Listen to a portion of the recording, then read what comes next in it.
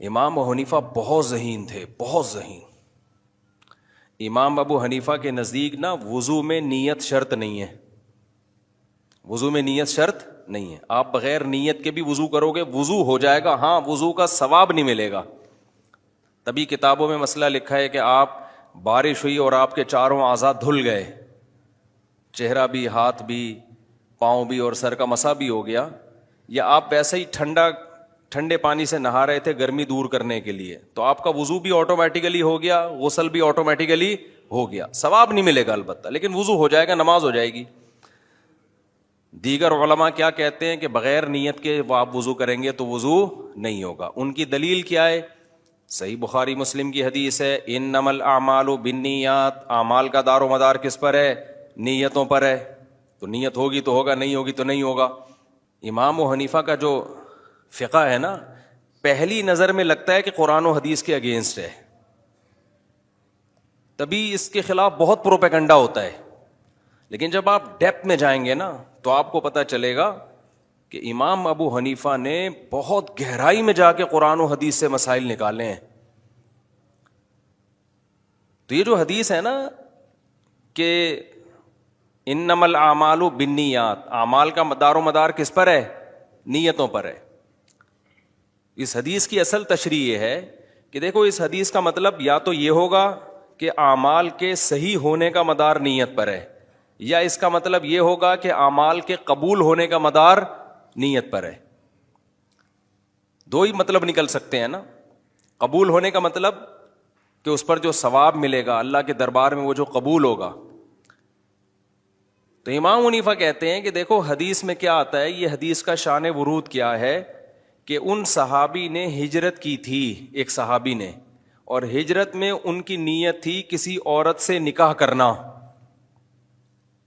پہلے انہوں نے ہجرت نہیں کی، لیکن ایک عورت نے کہا اگر آپ مجھ سے نکاح کرنا چاہتے ہو تو پھر ہجرت کرو، ہجرت کرو گے تو میں نکاح کر لوں گی۔ تو انہوں نے نکاح کی خاطر کیا کر لیا؟ ہجرت۔ بخاری مسلم کی حدیث ہے۔ تو وہ کہتے ہیں دیکھو ایک جگہ سے دوسری جگہ موو کرنا، ایک شہر چھوڑ کر دوسرے شہر جانا، یہ نہ بذات خود گناہ ہے اور نہ بذات خود ثواب ہے، نہ بذات خود گناہ ہے، نہ بذات خود کیا ہے؟ ثواب ہے۔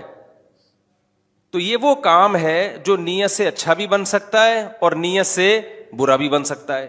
تو ایک شہر کو چھوڑ کر دوسرے شہر جانا اگر اللہ کی رضا کے لیے ہو تو قبول ہوگا، ثواب بن جائے گا۔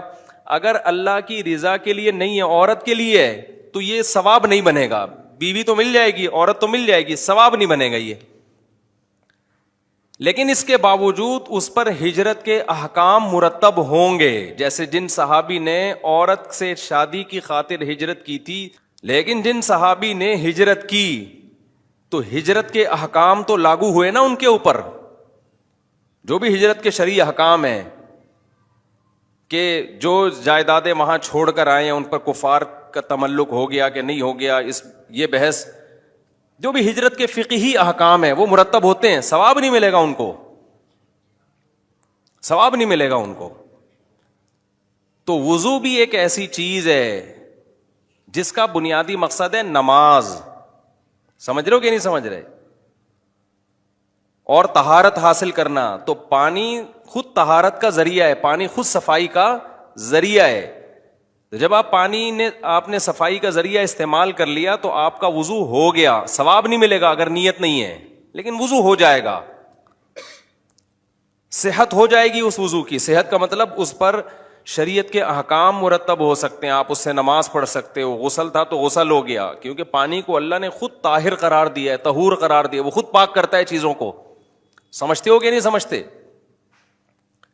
ہاں نماز جو ہے، نماز